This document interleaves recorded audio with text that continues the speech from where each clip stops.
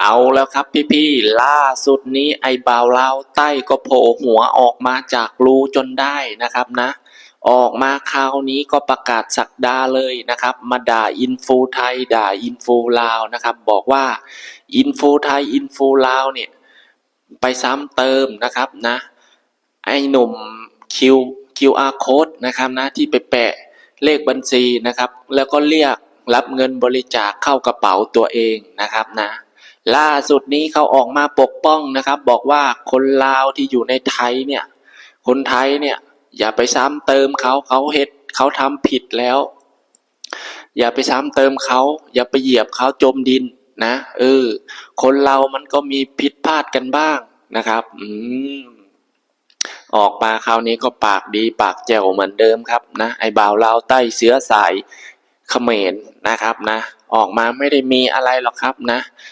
ไม่ได้มีความรู้ความสามารถอะไรหรอกคิดว่าตัวเองสูงส่งคิดว่าตัวเองนี่มีความรู้หรอมาสอนคนอื่นว่าให้อยู่ในเป็นกลางนะมาฟังเนี่ยการที่อินฟูไทยการที่อินฟูลาวเนี่ยเขาเนี่ยนะเขาไม่ได้ซ้ำเติมเขาออกมาพาดข่าวมาตีข่าวนะครับกดดัน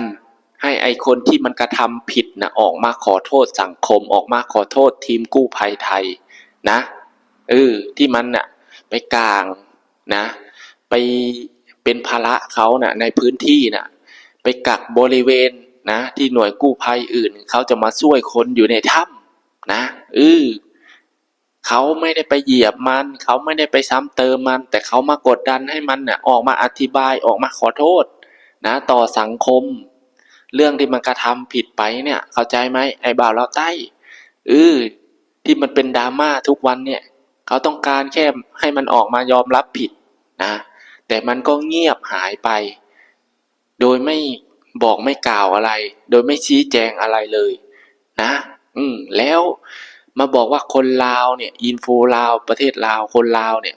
นะไปเข้าข้างคนไทยไปยกย่องไปยอคนไทยเนี่ยนะก็มันสมควรเนี่ย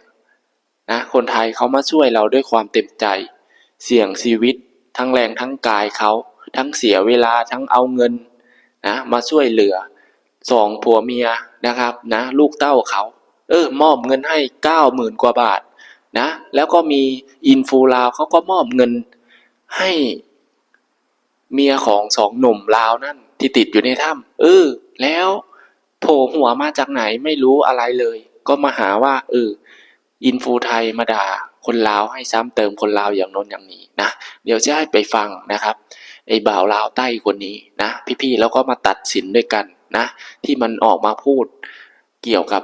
นักข่าวไทยแล้วก็อินฟูไทยแล้วก็อินฟูลาวที่อยู่ในประเทศไทยนะ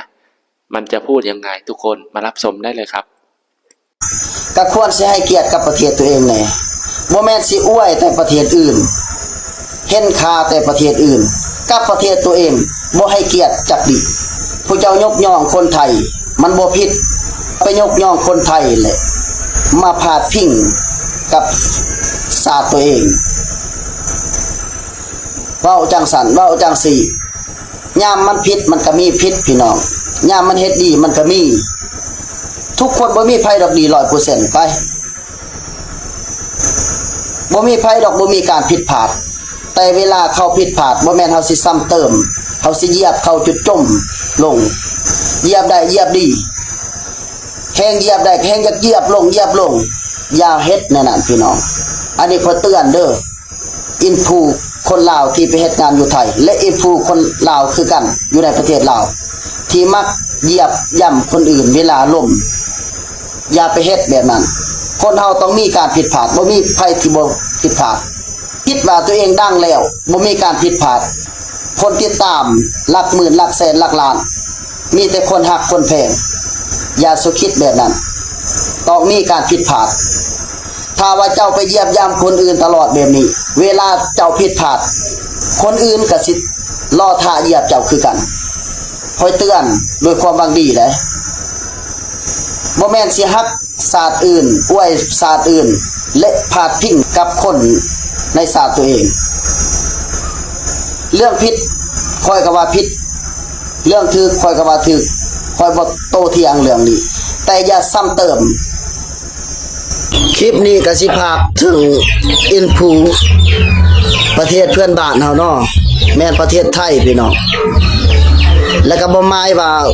ทุกคนเนาะทุกซองมีซองเดียวพี่น้อง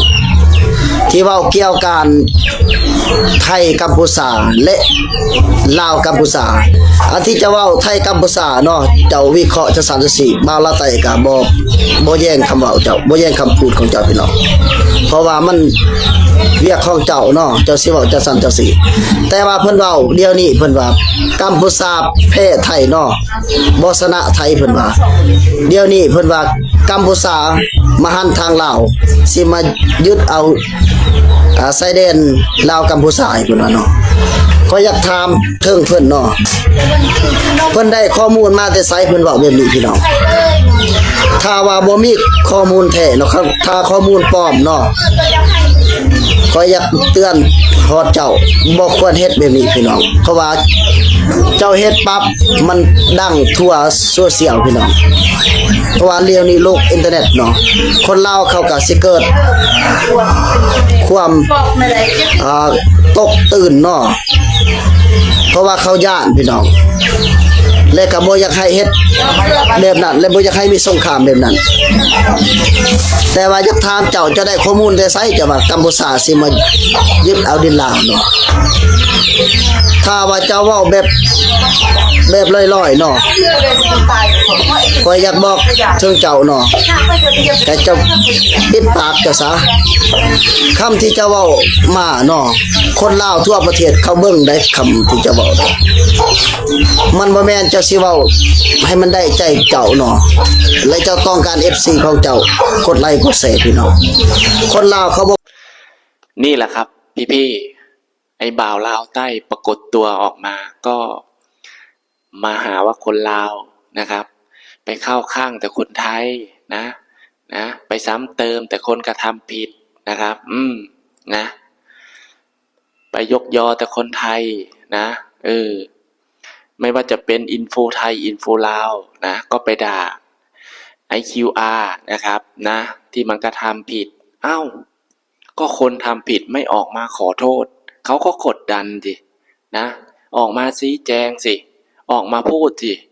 ในความเป็นจริงออกมาขอโทษสังคมดินะแล้วอันที่บอกว่าอินฟูไทยอินฟูลาวนี่ไปปกป้องทีมกู้ภัยไทยเนี่ยแต่ไม่มองเห็นทีมกู้ภัยลาวบ้างเขาก็ยกย่องเขาก็พูดนะไปดูคลิปหรือเปล่าทีมกู้ภัยลาวอย่างเจ๊น้อมนี่ก็เขาก็ช่วยเหลือประชาชนอย่างคนลาวนี่เขาก็โอนเงินเนี่ยให้มอบให้ลูกเมียนะคนที่ติดอยู่ในถ้ำนั่น2 คนนะเขาก็ช่วยเหลือคนลาวก็มีน้ำใจดีคนไทยก็มีน้ำใจแล้วบ่าวลาวใต้เป็นอะไรนะออกมาปกป้องคนกระทำผิดเนี่ยรอบที่แล้วก็ไอบอยนะมันออกมาปกป้องไอบอยเขมรนะครับนะรู้สาเหตุแล้วว่าทำไมมันถึงออกมาพูดแบบนี้ก็เพราะมันเนี่ยเชื้อสายเขมรนะครับนะกูไม่เห็นเขมรมาช่วยเหลือประเทศลาวเลยไม่เห็นน้ำสักหยดไม่เห็นข้าวสักเม็ดนะเกิดเหตุที่ไหนมานู่นทางการลาวล่อนหนังสือข้ามแม่น้ำโขงไปหาฝั่งไทยโน่นกู้ภัยไทยโน่นมาช่วยเหลือนะไม่เห็นล่อนหนังสือไปหาเขมรเลยนะบ่าวลาวใต้กลับไปคิดดีๆ